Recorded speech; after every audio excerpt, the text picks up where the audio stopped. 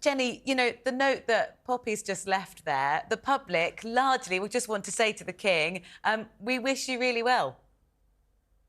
Yes, I think there's a good measure of shock through the country today. As you were saying earlier, when we heard in the media at 6 o'clock last night there was going to be a statement about the King's health, it was very dramatic indeed. But I think perhaps we should, along with the public generally, think that this could be a blessing in disguise. We have to face the fact that during a procedure for a benign condition of his prostate, a cancer has been found. But that's good. It's been found, and according to the Prime Minister, that's our only source for this, it's been found early. So that's a positive as well. That's a really important indicator about the road to a full recovery.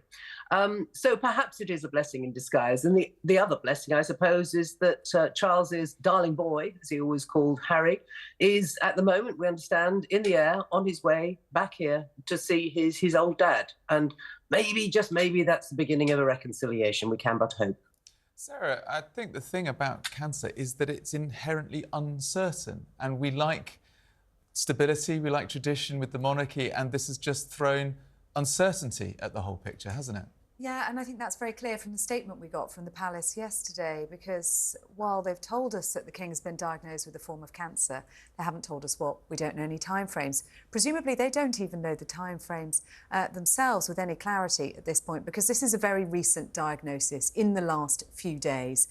The King then contacted his siblings, his 2 children, to tell them. He had to tell the Prime Minister. The other world leaders had to be informed before we got that news broken at 6 o'clock last night. And the palace wanting to steady the ship, really, and reassure the public that the King's still going to be carrying on with his constitutional duties. He's still going to be meeting the Prime Minister, that weekly audience taking place later on today, still holding the Privy Council meetings, still going to receive his red boxes, but he's not going to be out in public. And a large part of the role as a monarch is being seen.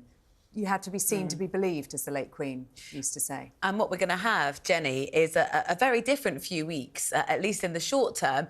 Queen Camila will be taking up a lot more of those responsibilities. So too, I think, wanting to have had a bit more time at home with the Princess of Wales, William is going to be, you know, front and centre, taking on a lot of this.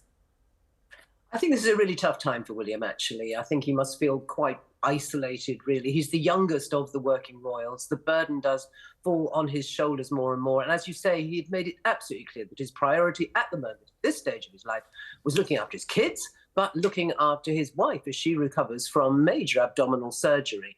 And now all that's been thrown up in the air and he's had to go back to work. It was carefully choreographed. I think the announcement that he was going back to work came before the announcement of the cancer diagnosis, as indeed did the walk by the King from Sandringham House to Sandringham Church, to reassure us all, first of all, that he's looking pretty good, before that news came out. But for William, I think, yes, he is now staring his destiny straight in the face. And that's not something he wanted to do at this stage of his life. Sarah, let's bring in who Jennie mentioned as King Charles' darling boy, Prince Harry, in the air, as she says, at the moment on the way over to the UK. What do you think the dynamics are going to play out between the various members of the royal family now Harry's back on the scene?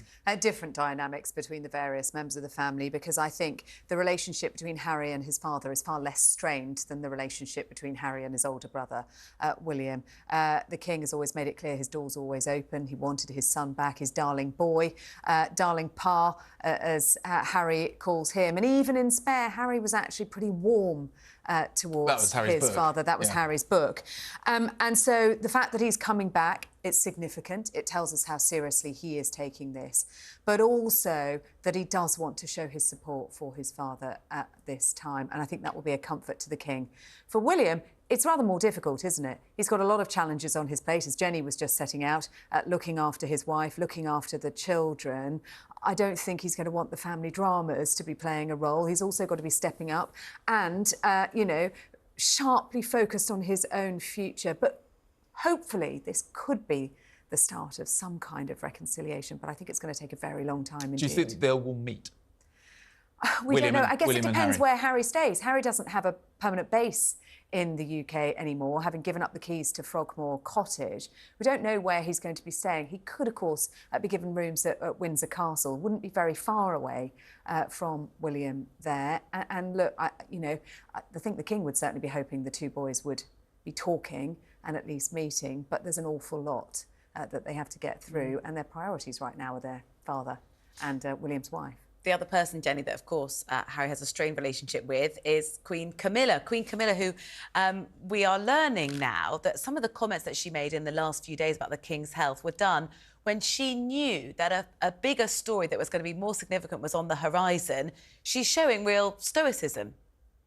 Oh, absolutely. And don't we look back at those engagements last week and the pictures of her going about her duties rather differently? I mean, one of her engagements was at a cancer support centre, and knowing in her head what she knew, I think she's been very courageous, and I think Charles will be immensely proud of her.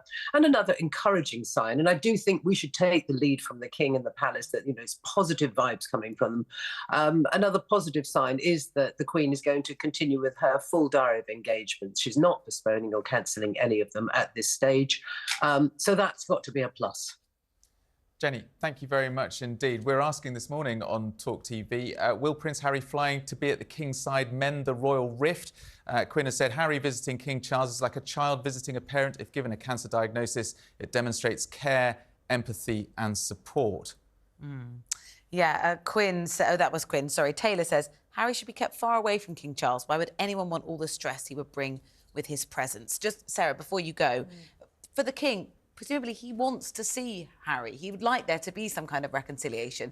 That the person maybe who's causing the problem is the Prince, not the King. And there hasn't been any face-to-face contact with them for a really long time now, because even when Harry came over for the coronation, the King was pretty busy, and it was a flying visit from Harry. Harry was back in the autumn. He had engagements here. He didn't see the King there. There was a phone call between them in November for the King's birthday, but this first face-to-face meeting for a long time will be really significant.